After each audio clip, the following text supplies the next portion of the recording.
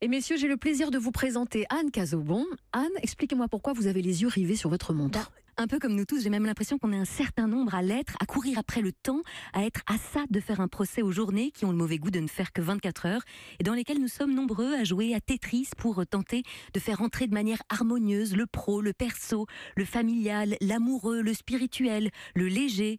Oui, je suis certaine que vous aussi, vous essayez tant bien que mal de trouver une place pour chacune des parts de votre vie, un peu comme un père de famille seul face au coffre de la voiture familiale un jour de départ en vacances, tentant de trouver une place pour les bagages de chacun et pour tous ces petits cabas de rien du tout, rajoutés les uns après les autres de manière subtile au pied de la voiture. Regardons les choses en face.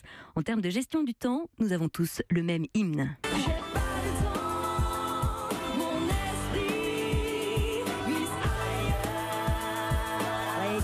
Combien de fois par jour est-ce qu'on répète cette phrase « j'ai pas le temps », souvent suivie d'ailleurs d'une justification, histoire de ne pas se laisser de chance. J'ai pas eu le temps parce que j'avais les enfants, on n'a pas eu le temps de passer vous voir car on est sorti tard de table. Il y a aussi l'option « je n'ai malheureusement pas eu le temps, oh pauvre petite chose ». Ou de manière plus subtile, il y a aussi le « as-tu pu lire le mail que je t'ai envoyé ?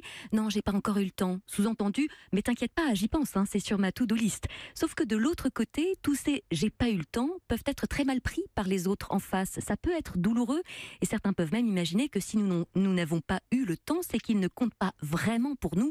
Du moins, c'est ce que certains pourraient penser. Mais comment est-ce qu'on peut faire pour arrêter de se laisser déborder, piéger par le manque de temps ? Alors, vous savez ce que nous dit le développement personnel, c'est que le changement passe souvent d'abord par le verbe, par la manière dont je m'exprime, dont je parle de ma réalité, dont je parle de moi, de ma vie.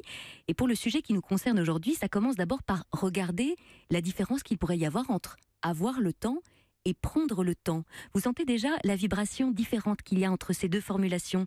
Quand je dis « je n'ai pas pris le temps », eh bien, j'arrête de m'excuser, j'arrête de me justifier, je rends mon tablier de victime ou la camisole de force que je me suis façonnée toute seule, celle qui m'empêche de bouger, qui me pousse à trouver des responsables de mon malheur ailleurs, en dehors, surtout pas en moi, surtout pas à l'intérieur. C'est toujours la faute de l'autre, c'est la faute de l'électricien qui est en retard, du petit qui a été malade toute la nuit.